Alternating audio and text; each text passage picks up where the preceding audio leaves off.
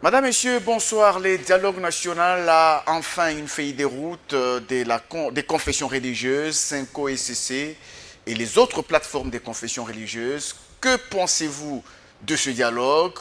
Sera-t-il inclusif ou non? Nous allons en parler dans cette émission.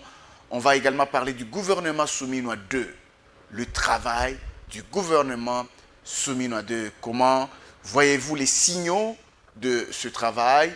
On va en faire revenir sur les affaires de justice, Constant Moutamba, Joseph Kabila, mais également les processus de Doha et Washington. Que dire de toutes ces affaires? Notre invité, il n'est plus à présenter, il s'agit de M. Gabriel Mokia. Bonsoir. Bonsoir, monsieur le journaliste. Monsieur Gabriel Mokia, vous êtes président du MDECO. Ouais. J'ai dit que vous n'êtes plus à présenter. Ok. Vous êtes déjà connu, on a fait des émissions plusieurs fois. Comment vous vous portez ce matin? Ouais, je suis bien, très bien. Très bien. Alors, avec vous, on va un peu parler de toutes ces affaires. On commence par la question d'actualité. Il s'agit de cette affaire du dialogue national, parce que la feuille de route de ce dialogue national a été publiée par la Cinco, les CC et les autres confessions religieuses. Que pensez-vous de ce dialogue national? Merci beaucoup. Il y a eu trop de dialogues dans notre pays. On a toujours parlé. Mais ce dialogue ici, ça me tique un peu. Ça va aboutir à quoi? Même si on va se réunir pour discuter, parler de dialogue. Mais les concernés, ce sont des rebelles. Est-ce qu'ils avaient pris le soin d'intervenir auprès du président de la République pour qu'ils acceptent que les rebelles aussi soient avec ces gens de dialogue sur la même table? Parce que ça, rebelle, le dialogue à quel but? Le but, c'est d'obtenir la paix dans notre pays. Bon, qui sont les fauteurs des troubles? Ce sont les rebelles. Mais s'ils ne sont pas là dans le dialogue, mais ils vont commencer toujours à avancer avec leurs armes. Vous faites le dialogue jusqu'à ce qu'on va venir vous chasser. Donc, je ne sais pas ça va aboutir à quoi. Parce que je vois les éminents juristes, beaucoup de gens qui sont dans cette histoire. Mais est-ce qu'ils pensent au moins que sans les intéresser, le dialogue n'aura pas le sens? Ce serait un dialogue pour dialogue. Et ils vont se disperser comme ça pour obtenir des postes, faire ceci. Ok. Mais on obtient un poste. À quoi sert je suis ministre aujourd'hui? Demain matin, d'autres personnes viennent nous chasser. Et ça sert à quoi? Donc, le dialogue, il fallait bien préparer ça, convaincre tout le monde et le gouvernement, le chef de l'État, tout le monde donne son aval pour qu'il y ait dialogue. Et les opposants armés donnent aussi leur aval. Et comme ça, on nettoie. Ceux qui ne sont pas des Congolais, ils ne doivent pas être participés. Ceux qui peuvent participer, que ceux qui sont réellement des vrais Congolais. À ce moment, le dialogue va se passer très bien. Mais ça les intéressait, messieurs les journalistes. Vraiment.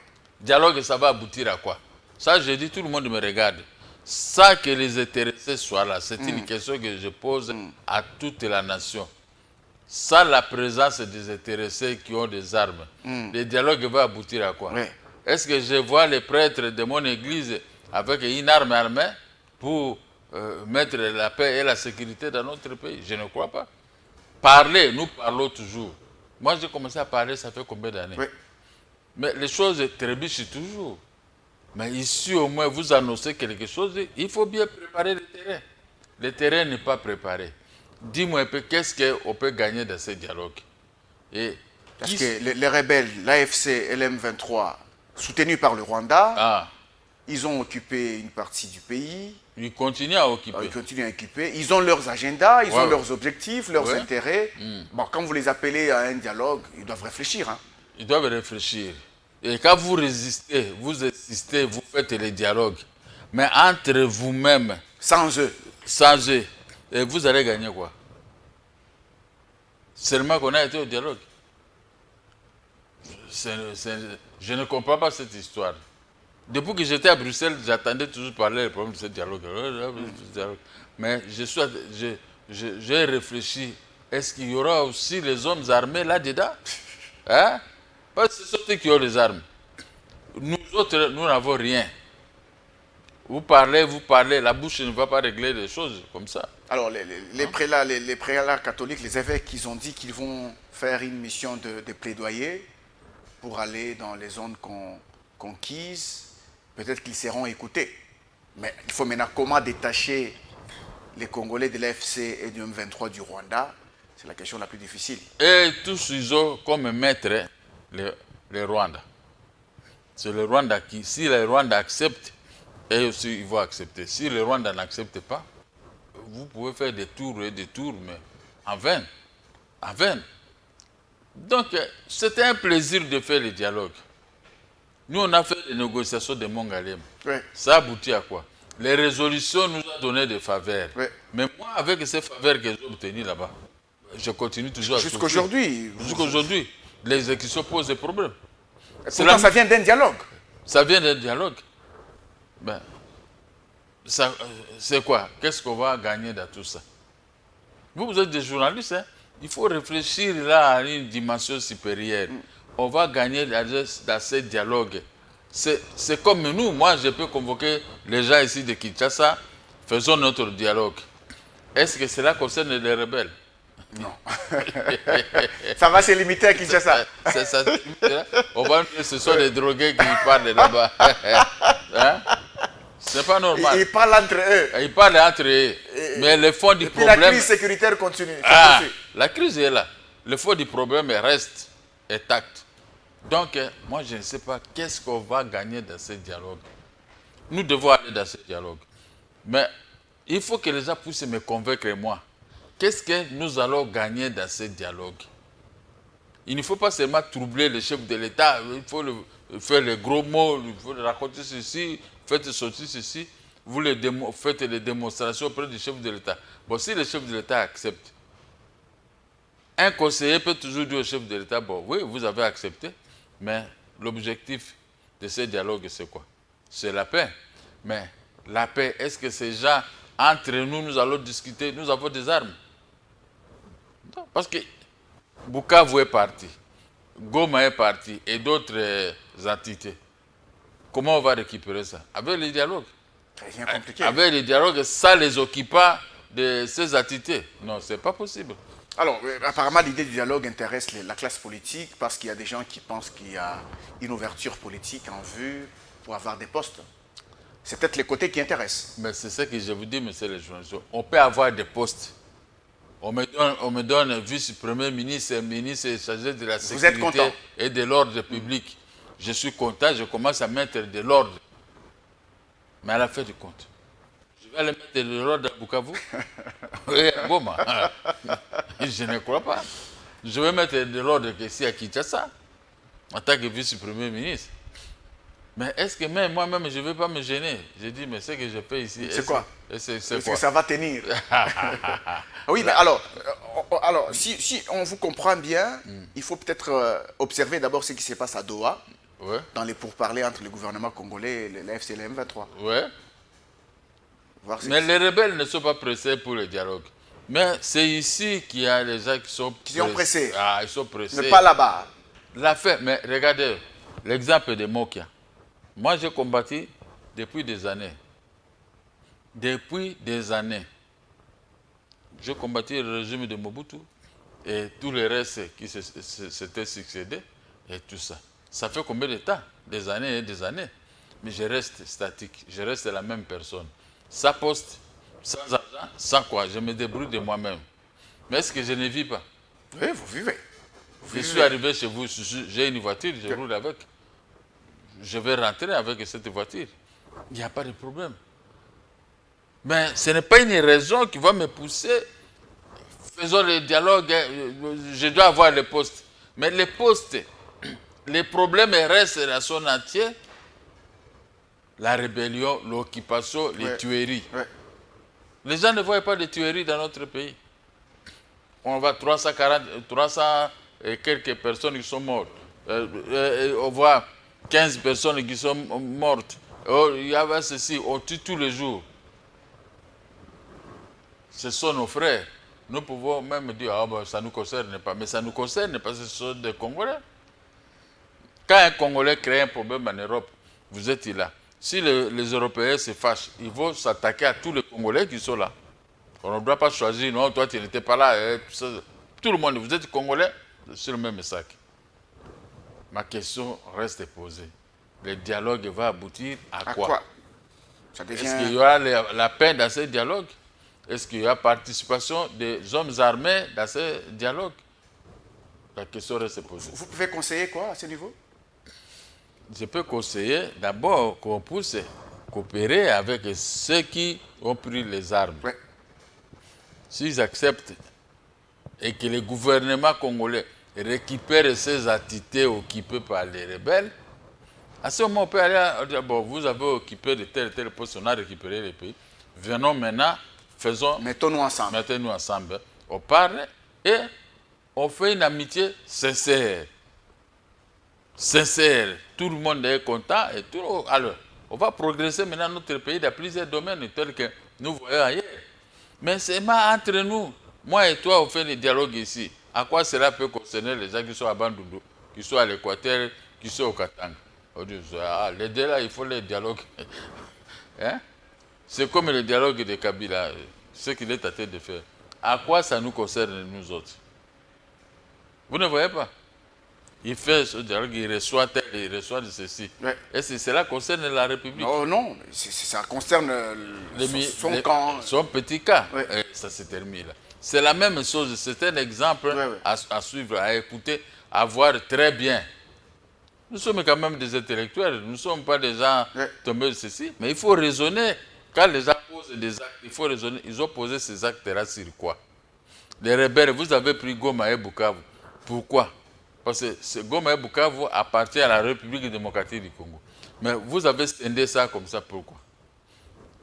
Il faut qu'ils vous expliquent les raisons qu'ils ont poussé à prendre ces attitudes. Mais c'est ça, il faut comprendre et essayer de régler les problèmes avec eux. Voilà. Alors, puisqu'on en parle, on peut tout de suite un peu parler de ce qui se passe à Doha. Vous avez peut-être appris ce qui a fuité par rapport à l'accord final. On parlait de la création d'une force spéciale, 50% AFC M23 là-bas, l'élection de nouvelles autorités du Nord Kivu et du Sud Kivu en 2027. Et puis, on est resté comme ça, on ne sait pas si c'est du vrai, c'est une fuite d'informations de la part du facilitateur qatari. Si tel est le cas, c'est qu'on a perdu le pays. Ah, si tel est le cas, c'est qu'on a perdu le pays. On a perdu le pays. Donc notre présence sur cette république, ça ne valait rien. C'est notre pays, la République démocratique du Congo. Maintenant, la République démocratique du Congo doit être scindée. Telle force prend tel côté. Mais c'est ça la balkanisation. Ah, c'est ça la balkanisation. C'est ça la balkanisation qu'on a, que Lumumba avait parlé de cela entre 1960. Il a peu parlé de la balkanisation. Les Belges étaient mécontents de ce qu'il lui avait dit. Mais ça se réalise maintenant.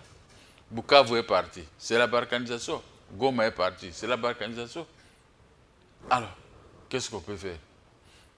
C'est ça, vous me rejoignez maintenant de ce que je disais dans votre émission. Aide-toi, le ciel t'aidera. Il faut avoir une armée forte. Quand on vient vous attaquer, vous défendez la nation, vous défendez le pays. Et maintenant on nous attaque, on va aller au dialogue. C'est-à-dire que nous cédons maintenant le pays. On part au dialogue, on est faible. On est faible alors, à ce moment-là, on négocie à position de faiblesse. Or que dans la vie, ce n'est pas comme ça. Ce n'est pas comme ça. Vous dites que donnez-moi telle chose avant que je puisse vous faire obtenir la paix. Donc, vous-même dans votre intérieur, vous n'allez pas vous demander, pour avoir la paix, il faut que je cède ça, ça, ça. Ok, la paix est gratuite. C'est notre droit depuis 1885 qu'on a obtenu, que nous avons eu le Congo par la conférence de Berlin. Et maintenant, pour jouir de ce qu'on a obtenu, on doit maintenant se rallier à telle chose pour devenir des esclaves. Ce n'est pas du tout sérieux. Préparez-vous quand vous avez le pouvoir, il faut vous préparer. Former une armée forte. Il ne faut pas mettre n'importe où. Cherchons les gabarits qui C'est pas un travail facile, hein? C'est un travail facile. Ok. On a l'amour du Congo. Oui. Je sais que moi j'ai mes idées à tête, je sais que je vais faire ça. Je dois convaincre les chefs de l'État pour aboutir à un tel résultat. Oui. Qu'aujourd'hui, il y a les Rwandais qui nous attaquent, nous aussi nous répliquons jusqu'à dans sa capitale. Vous ne croyez pas que d'autres pays voisins vont dire oh, la République démocratique du Congo, c'est comme ça? Ce qui s'est passé entre Israël et l'Iran, hein? Ah. On attaque, on réplique, et puis paf, il y a le cessez-le-feu. Le cessez-le-feu, c'est quoi? C'est dit à quoi? Parce que Israël a compris que l'Iran va aussi le réduire comme lui, ce qu'il est en train de faire à Gaza. Hein? L'Iran, on ne savait pas que l'Iran était comme ça. Alors Israël a pleuré auprès de son papa, qui, Trump, mettait une fin à cette histoire-là. Nous sommes fatigués parce qu'on risque de perdre les pays. Et Gaza va se moquer de nous. C'est ce qu'on me dit, ne faites pas à autrui ce que vous ne voulez pas qu'on fasse. C'est ça qui est arrivé en Israël. Et son papa a pris la décision, on a mis fin à ça. Mais Ayatollah, qu'est-ce qu'il dit? Je suis le vainqueur. Hein? Je suis le grand vainqueur. Alors qu'il a subi les frappes. Lui il ne voit pas ça. Lui, il voit ce que lui, il a frappé de l'autre côté. Et on a mis fin à ça, à cette guerre. Cela, c'est lui-même qui avait provoqué ça. Quand il a frappé, l'autre côté a vu du feu. Il dit non, on doit mettre fin à ça. Et c'est fini. Pour venir encore lui frapper, vous allez raisonner 10 000 fois. Vous dites que cet homme, je ne connais pas sa position. Là, n'importe quoi, les nuits ici, chacun se prépare. Hein? Qui s'attendait que Poutine, depuis la dislocation de l'Union soviétique, pouvait avoir une armée, ce qu'il a aujourd'hui, avec tout ce qu'il a fabriqué? Il s'est organisé. Hein? Il s'est organisé. Or que l'Union soviétique était devenue faible sous Gorbatchev. Alors, Gorbatchev est parti. Mais Poutine, on lui a chargé, il est venu avec ses idées à tête, telles que je vous ai toujours dit. Si nous avons ceci, nous allons faire ceci. Je vous ai toujours dit. Mais l'énergie nous passe toujours comme ça. On ne nous regarde pas. Ceux qui ont de bonnes idées, on ne les regarde pas. D'autres personnes qui sont des combinards, ce sont eux qui obtiennent des postes de responsabilité facilement pour ne rien faire. Je suis ministre de la Défense et autres. Comment Goma peut partir? Comment Buka peut partir? Ça montre l'échec. Là, si vous parlez, maintenant, vous menacez, oh non, vous avez dit ceci, non. Les réalités sont palpables, sont sur le terrain. Sur le terrain. Faisons un effort, monsieur les journalistes. Amplifiez ça, faisons un effort. D'abord, commençons par se faire armer nous-mêmes. Avoir des unités une armée forte. Des unités combattantes qui peuvent défendre farouchement notre Congo. Mais quand il y a un désordre, les rebelles entrent, vous prenez les armes et vous les donnez vous-même. Et vous prenez la fuite. Vous ne voyez pas que vous avez vendu le pays? Vous vendez votre pays, vous vous vendez vous-même. Femmes, enfants et familles, vous vendez. Alors, maintenant, par rapport au comportement actuel du Rwanda, comment voyez-vous son comportement? Comment voyez-vous le comportement des États-Unis? Comment voyez-vous le comportement du Qatar dans cette crise? Partout où je me promène, on dit le Congo, c'est le grand pays qui détient tout, le grand pays riche. Est-ce que les grands pays, ça peut se limiter que par la bouche? Mais c'est moi que vous avez un pays très riche.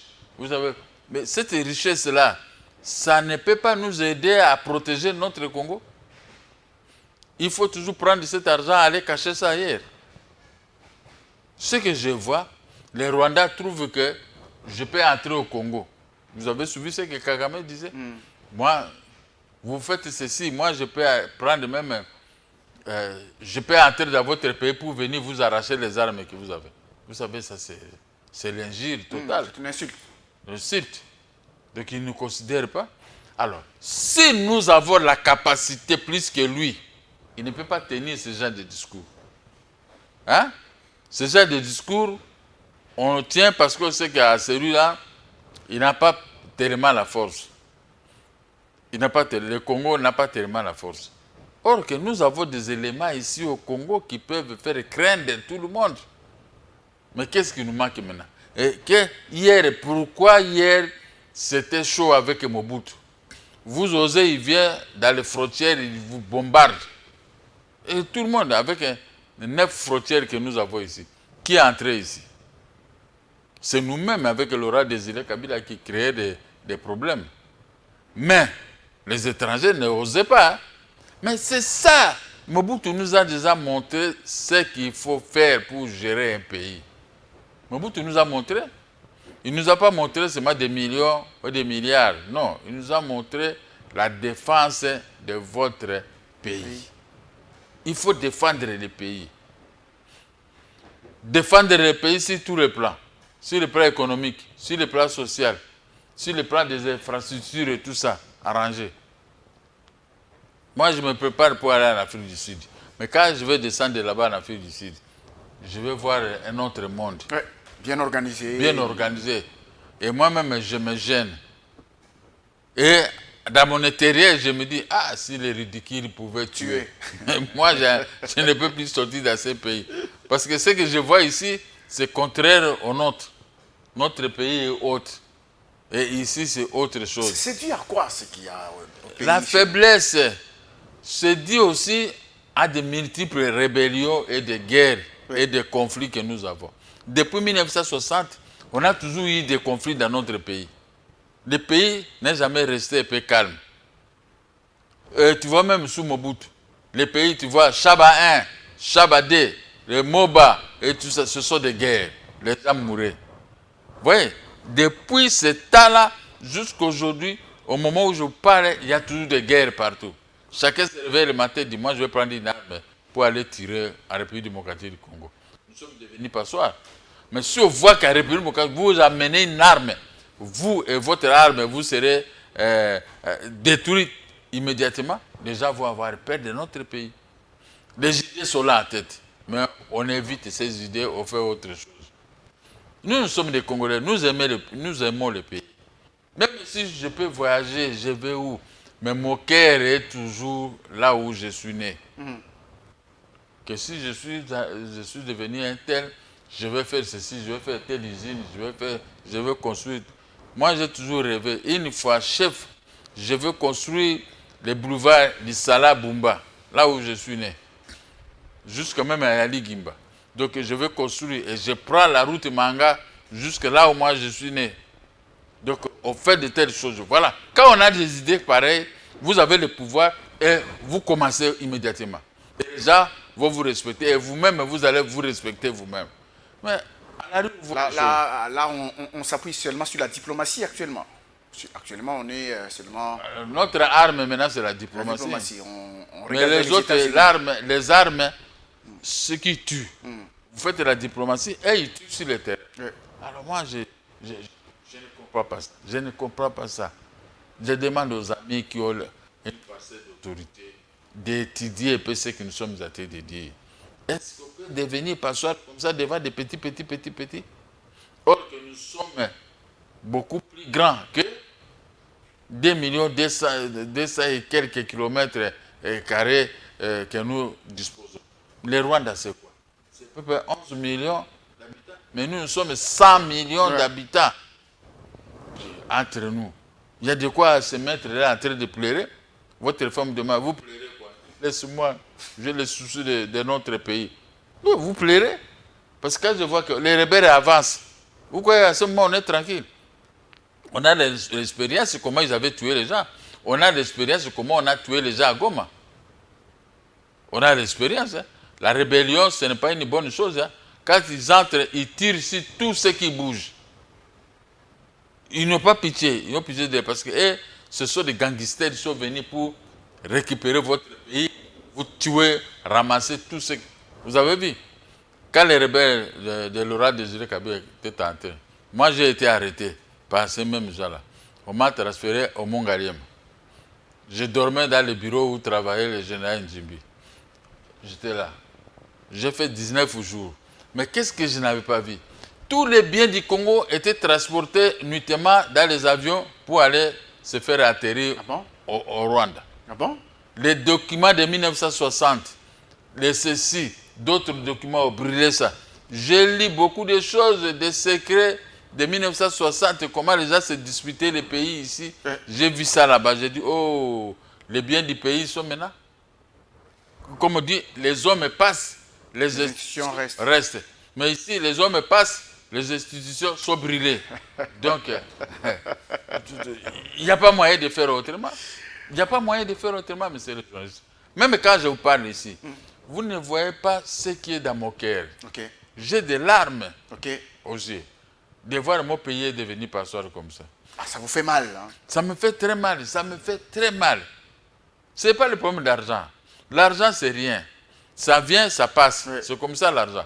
Aujourd'hui, tu as 10 $, demain, tu n'auras rien. Oui. Après, demain, tu peux avoir 20 $ aussi. Oui. C'est comme ça l'argent. Je ne sais pas, c'est lui qui avait prié pour créer l'argent ou c'est diable ou quoi, je ne sais pas. Hein?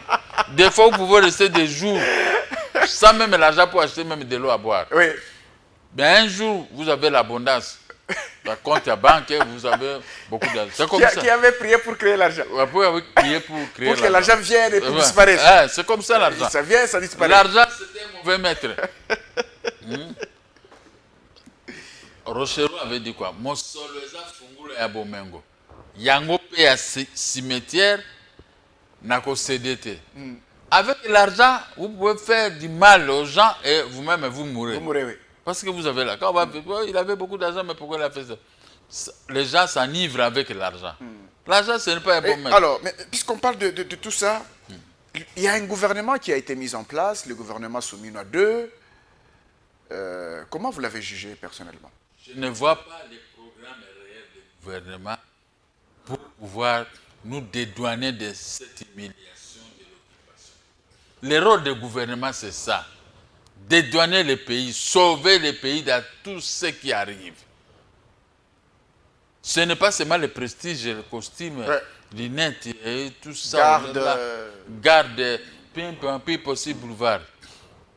Mais le gouvernement Soumina doit faire un effort, avoir des gens capables associés. Moi, je juge les gens nuls. En dehors de mauvais cœur. Quelqu'un peut t'inviter à midi, venez, je vais te recevoir, il va te recevoir à 22h. Ça, c'est quel gouvernement ça? Et qu'est-ce qu'ils font dans leur bureau? Un bureau un chef doit être un expéditif. Vous venez, il règle ton problème, et puis c'est fini. Et puis, on ne peut jamais être un rancunier dans les affaires de l'État. Il y a des rancuniers. C'est ça le gouvernement Soumina. Les rancuniers dans les affaires de l'État. Comme on l'a placé dans un poste, il commence à régler des comptes aux gens. Il règle des comptes aux gens. Même au niveau des fonctionnaires de l'État, ils sont toujours comme ça, tous. Dis-moi qui te fréquente, je te dirai ce que tu es. Donc ce sont les gens. Leurs chefs sont comme ça et leurs subalternes aussi sont comme ça. Moi, quand j'entre dans des bureaux, je vois ce que les gens font, je compte toujours 0. Ça, c'est un bureau, les gens qui sont des gens, ils ont 0. Pour moi, ce sont des gens pamba. Qu'est-ce qui arrive aux Congolais? Qu'est-ce qui arrive pour que les gouvernements, après gouvernement, on change de personnes, des équipes? Mais apparemment, dans la mentalité, ça ne change pas. Dans la gouvernance, ça ne change pas. C'est la haine entre nous. Vous savez, Kalonji Mutambaye, on l'avait confié le poste, hein, c'est Kalonji, le poste de ministre de l'Agriculture. Tu sais, beaucoup de gens ont dit, oh non, vous a donné un poste de Butekou. Lui, il a interprété ça très mal. Or que c'était un grand poste, ministre de l'Agriculture, vous pouvez faire de bonnes choses, des exportations, nourrir toute la République et ramener maintenant le peuple au travail. Le travail, ce n'est pas seulement de ce que je vois ici. Le travail est dans l'agriculture. Moi, j'ai été dans l'agriculture. Je suis ce que je suis. Parce que les gens ne me connaissaient pas. Ceux qui me connaissaient, ils savent. L'agriculture, on travaillait comme des princes. Vous êtes au bureau, vous faites des exportations. Et dans les exportations que nous on faisait, il faut être intelligent. Comment calculer l'exportation de ceci? Comment calculer les jours? Tout ça, il faut bien comprendre. Où vous recevez l'argent de l'extérieur et comment le faire rembourser et comment faire ceci. Tout ça, nous, on a fait des red clauses et des green clauses. Green clause, souvent m'a envoyé, on dit dans les telex à la banque, tel montant qu'on a envoyé, ça doit être crédité avec la signature de M. Mokia. Ça, c'est quel risque. Donc, tu m'envoies 5 millions de dollars. Je ne donne pas le produit immédiatement. Mais moi, je vais seulement, je signe un papier, je vais récupérer autant. Je signe un papier, je récupère autant. Il faut que moi, je sois correct comme nous. Je signe un papier, j'achète les produits et je vous envoie. Et le type là, il dit, oh, merci beaucoup. Ah, merci beaucoup. Merci beaucoup. Hein? J'ai été au Sénégal. Je vis un monsieur, il dit, vous, c'est monsieur Mokia? Moi, j'ai dit oui. Monsieur, je signe le contrat avec toi, tu vas m'envoyer le café. Bon? Le café. Oui, je le fais. J'ai demandé aux gens qui travaillent dans mon bureau, je dis, tel est l'eau, tel est l'eau, tel est l'eau. Le contrat est là, je vous envoie. Faites ça. Alors, on va expédier ça au Sénégal. C'est l'intelligence. Mais quelle est l'intelligence que ces gens ont? Et Kalonji Moutambaye, on lui a dit, le ministère des Bites, écoutez, il s'est découragé. Il s'est découragé et ça a créé des conflits jusqu'à aujourd'hui. C'est que moi, je vous dis une chose, on est très bête. Ce qu'il vous dit là, est-ce que vous ne trouvez pas qu'il est en train de vous ridiculiser? Oui. Vous aussi, je ne cède pas. Donc, ça devient comme ça, une histoire de bagarre dans le vide. Je ne cède pas. Alors, il y a un mal. Tu vois, depuis 1960 jusqu'à aujourd'hui, nous tournons à rond. Nous tournons à rond. Donc, on ne fait rien de concret. Si on faisait quelque chose, on allait construire des routes. Mais qui doit arrêter ça? On allait construire des Barumbu ici, les communes de Kinshasa, Lingwala, Ngiringiri, et Kalamu et d'autres communes. On devait faire. Qui doit arrêter cette hémorragie? Quand moi j'arrive quelque part, je dis à monsieur, transportez-moi, je vais voir même comment vous vivez ici dans vos communes. Et aussi, comme ils savent que c'est très propre chez eux, ils vous amènent partout. Et vous restez la bouche bée. Ce qui nous arrive, c'est l'incompétence notoire que nous avons. L'incompétence notoire que nous avons. Moi, je n'ai pas, frère, mais je dis les mots à la place qu'il faut. L'incompétence notoire. De pouvoir régler tous ces problèmes. Beaucoup de gens, ils ont que des fétiches. Des fétiches pour qu'on puisse me nommer. Mais Dieu, ils ont laissé Dieu de côté. Mais quand on lui nomme avec ses fétiches, il ne fait rien. Il a seulement l'ambiance, ses femmes, boissons, des promenades, des voyages, faire propulser la famille, et c'est tout. Mais vous êtes ministre, vous devez faire propulser tout le monde, sur toute l'étendue. Même quelqu'un qui est à Aru, vous ne le connaissez pas, vous pouvez le faire propulser. Mais quand vous choisissez seulement votre propre famille, et le reste, c'est ça qui crée. Ah, ben, lui, il est là, il fait seulement sa famille. Il dit, je dois tout faire pour les casser. On doit tout faire pour les casser. C'est comme ça. Ôte-toi que je m'y mette. La politique de Ngunza. Ah, du Congo, hein? Ôte-toi que je m'y mette. Ah, ben, c'est ça la politique de Ngunza Kalibon. Ôte-toi que je m'y mette. C'est ça qui nous crée des problèmes. Vous ne voyez pas, le président Félix est président de la République. Il a été élu par le peuple. Mais c'est le même peuple qui est en train de les combattre. C'est le même peuple. Le même peuple qui est en train de les combattre. Devant lui, on dit de bonnes choses, mais quand on sort, on va créer des histoires autres. Or, les gens comme les mots qu'il y a, quand je vous dis de bonnes choses, ça reste au fond de mon cœur. Que vous soyez là ou que vous ne soyez pas là, moi, je vais vous soutenir. C'est comme ça. Si les gens avaient des cœurs comme ça, comme moi, nous allons construire notre pays sur toutes les dimensions. Partout, on peut construire le pays. Mais aujourd'hui, le pays, vous voulez construire Itaga. On vous décourage. On vous décourage. L'argent sort, les gens se disputent l'argent du pays.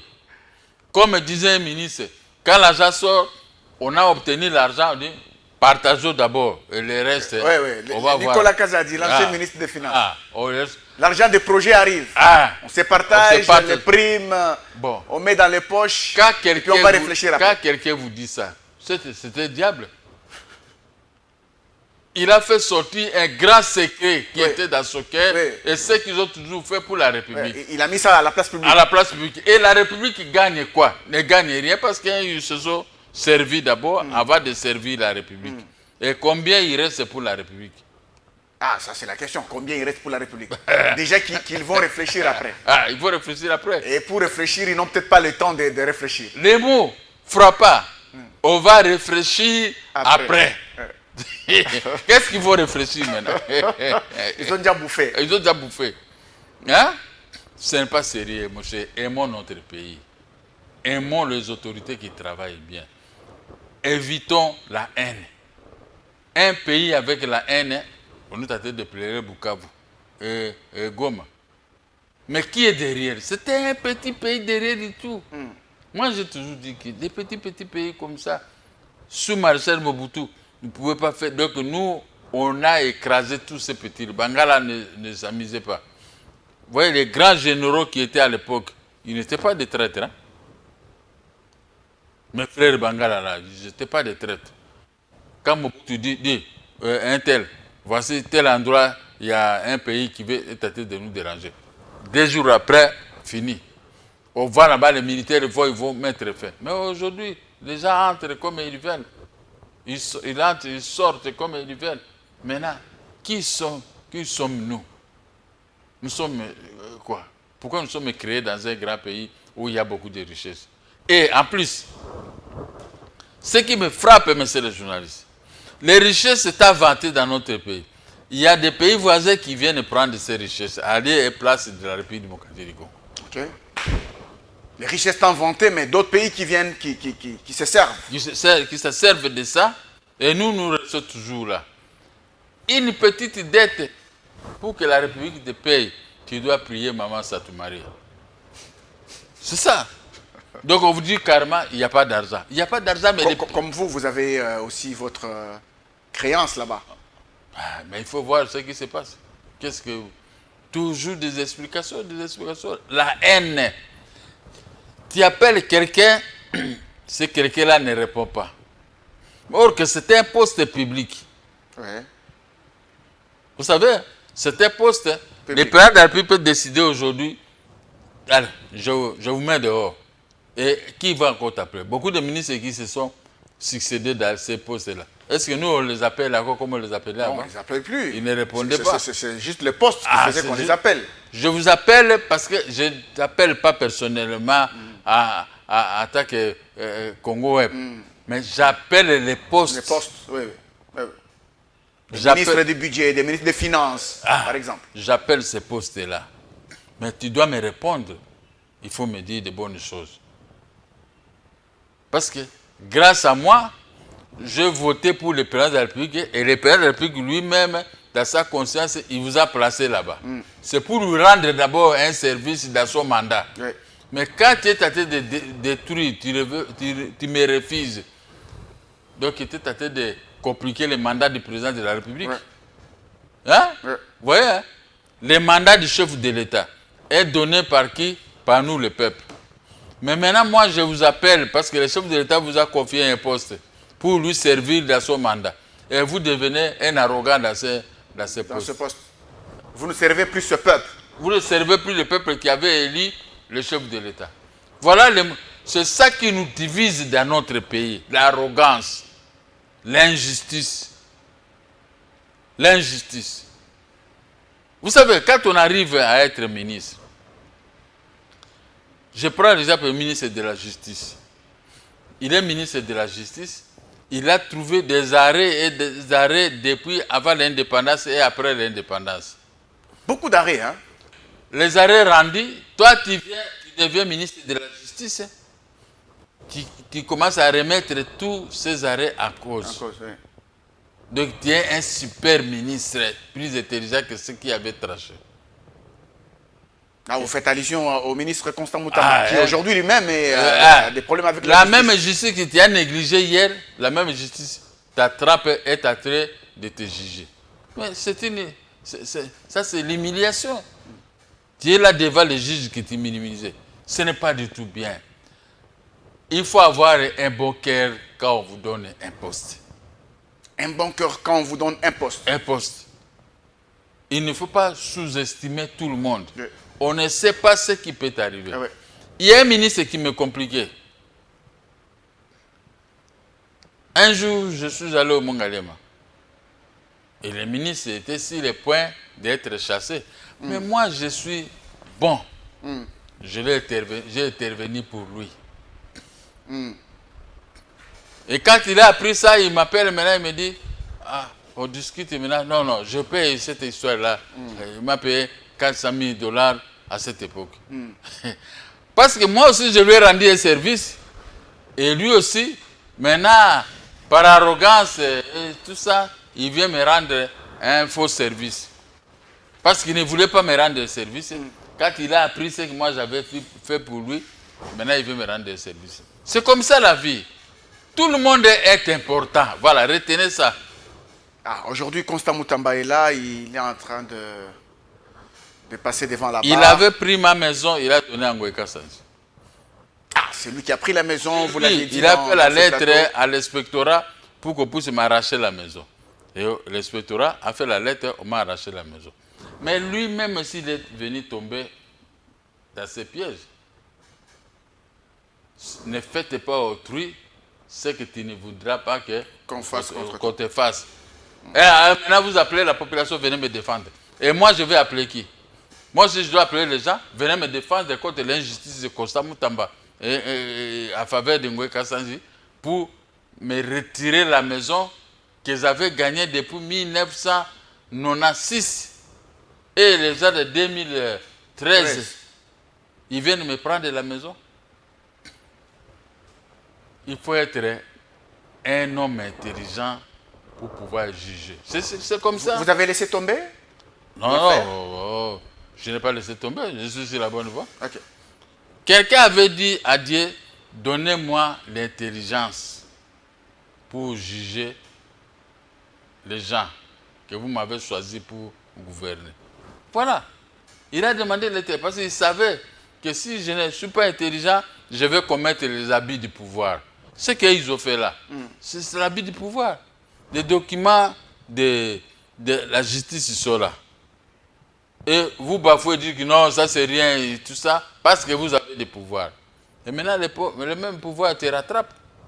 Oui, oui, le même pouvoir te rattrape. C'est comme ça, tout se fait ici-bas. Alors, puisqu'on a parlé de Constant Moutamba avec son affaire en justice, bon, le verdict était annoncé pour ce 27. Peut-être qu'il pourrait être reporté, parce qu'on apprend beaucoup de choses. Il y a aussi une autre affaire en justice, et c'est celle de l'ancien président de la République. Quel est le conseil que vous pouvez donner par rapport à cette affaire de l'ancien président de la République, Joseph Kabila? L'aggravation de l'affaire du président de la République, parce qu'il est du côté des rebelles. Vous voyez que les pays que vous avez gérés pendant 18 ans, et maintenant, ce pays est attaqué puisqu'il y a un autre président de la République là-bas. Maintenant, les rebelles viennent attaquer ces pays et vous entrez du côté de la rébellion. Est-ce que c'est sérieux?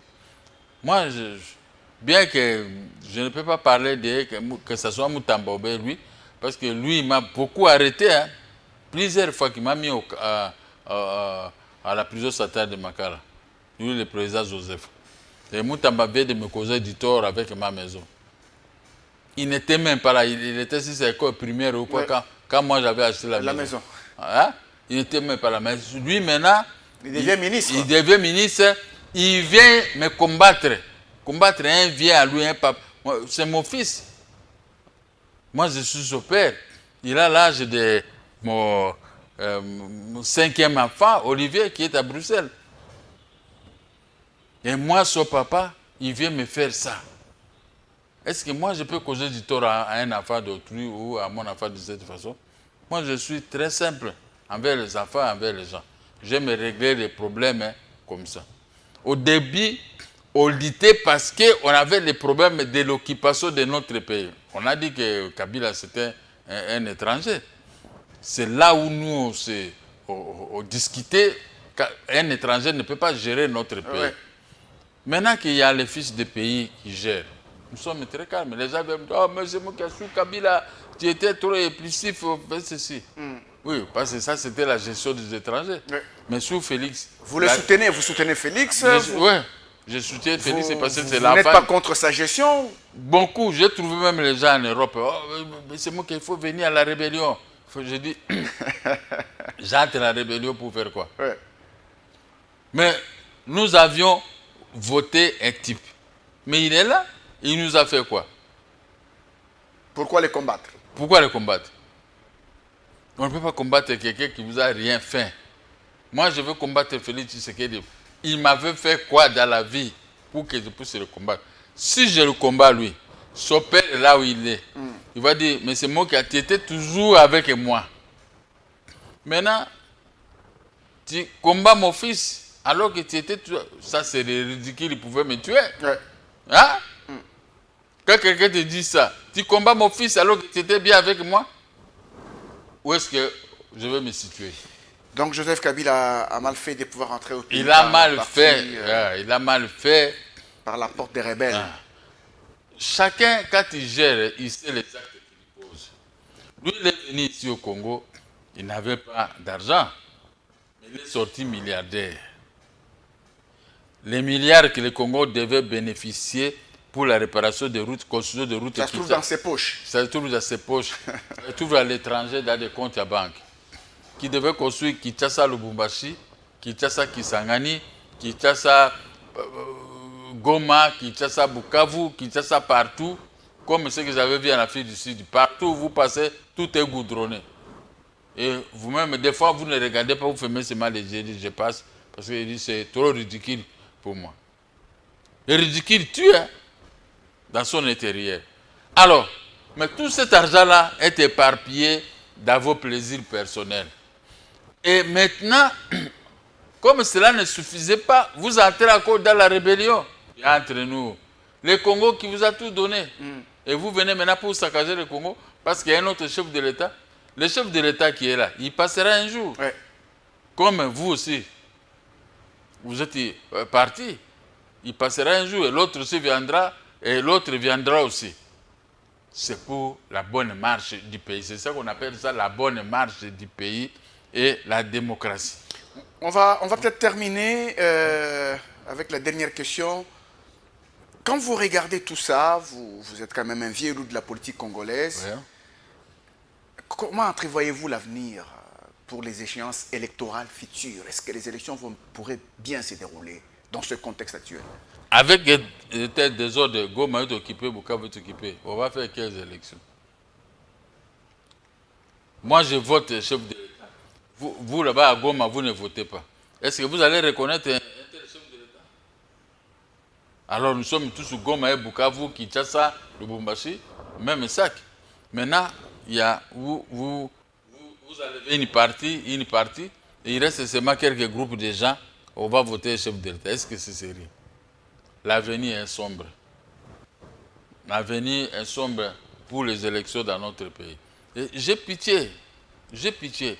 Les gens ont étudié, mais il faut semblant de ne pas avoir un bagage intellectuel. Tous ces gens-là, ils ont étudié, ils ont un problème dans leur tête, la boisson. Comme disait le Baswahili, Minakuni à pompe. Quand je suis parti à Lubumbashi ici, on nous a amenés jusqu'à là où on fabrique la boisson de Katangera. Tout ça. J'ai regardé ça, ah, Minakuni à pompe, mais c'est ici. C'est ça qui a divisé notre pays, la boisson. Et dans tout ça, on doit se servir, on ne doit pas suivre les exemples de 1960. Nos vieux de 1960, ils n'ont pas bien tracé le pays. Regardez comment nous sommes. Regardez comment nous sommes.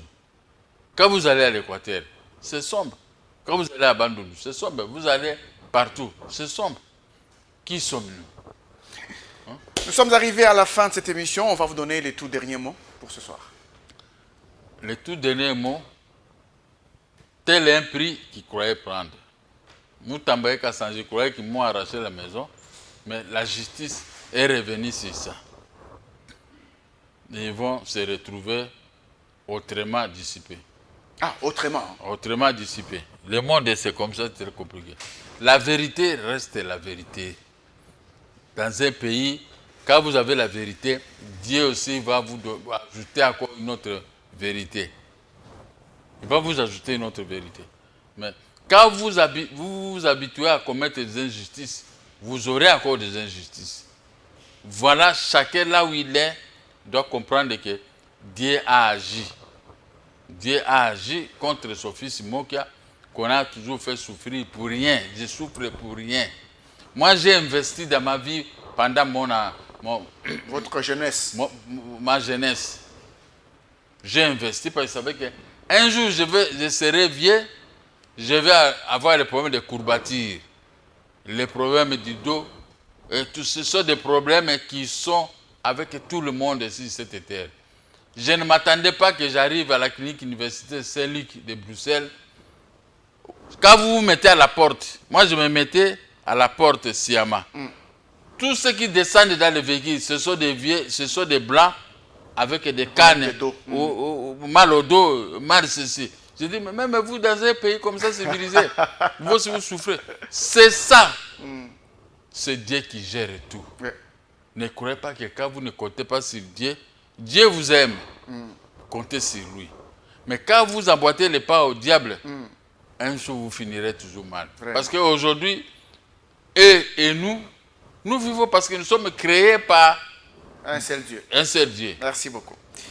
Merci beaucoup, Monsieur Gabriel Mokia. Nous rappelons que vous êtes président du MDECO. Merci d'avoir été sur ce plateau des tables rondes. Ok, ça va. Mesdames et messieurs, je pense que vous avez aimé cette émission. Merci à vous.